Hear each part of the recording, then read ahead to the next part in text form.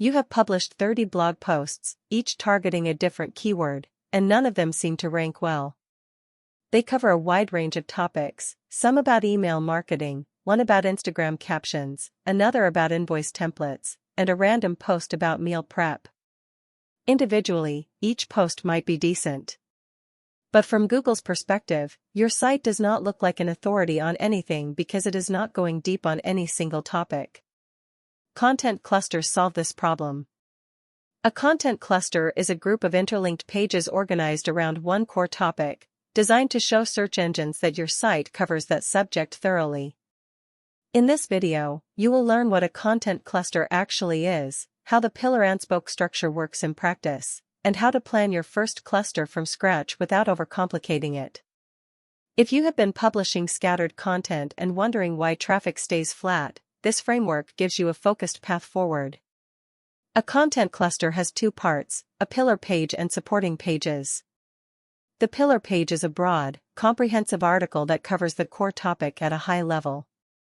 Think of it as the table of contents for everything your site has to say about that subject. Supporting pages are individual articles that dive deeper into specific subtopics within that core theme. Each supporting page links back to the pillar, and the pillar links out to each supporting page.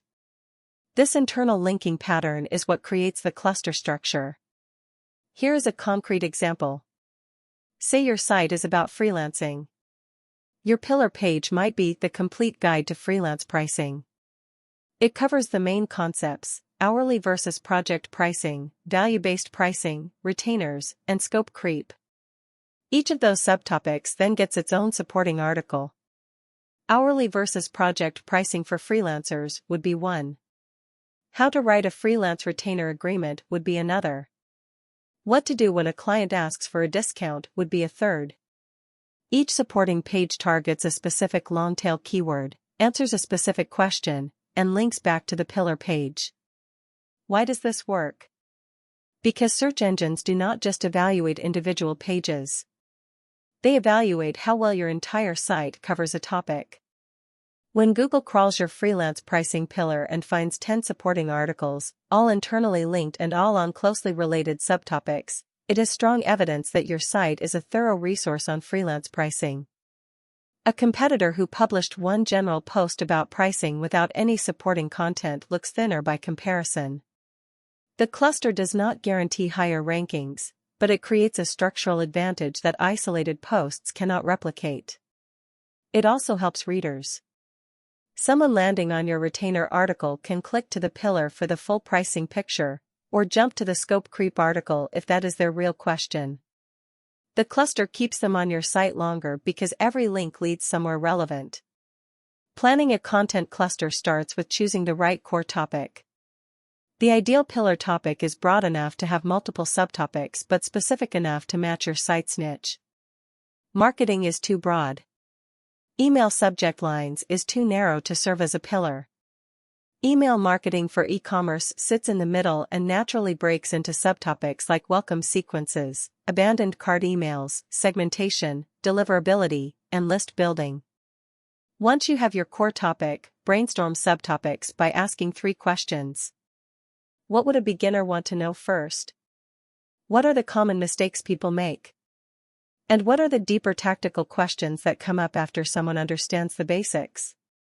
Write every subtopic idea in a list without filtering.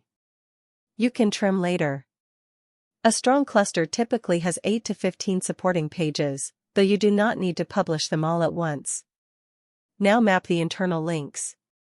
Your pillar page should mention each subtopic briefly and link to the corresponding supporting page.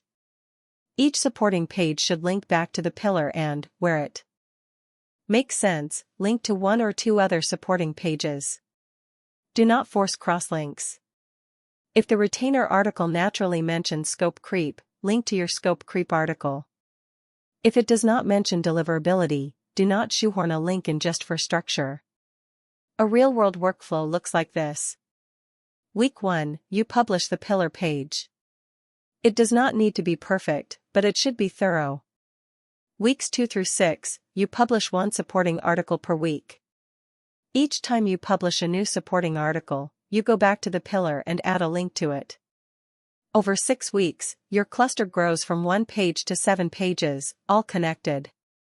Google recrawls and re-evaluates your site's topical coverage as the cluster fills out. You often see ranking improvements on the pillar and the supporting pages after 3 or 4 pieces are live, because the internal link structure is reinforcing relevance across the entire group. The most common mistake with content clusters is building too many clusters at once. If you spread your effort across 5 different pillar topics simultaneously, none of them get deep enough fast enough. Pick one cluster, build it to 8 or more supporting pages, and then start a second. Depth on one topic produces stronger signals than shallow coverage across 5.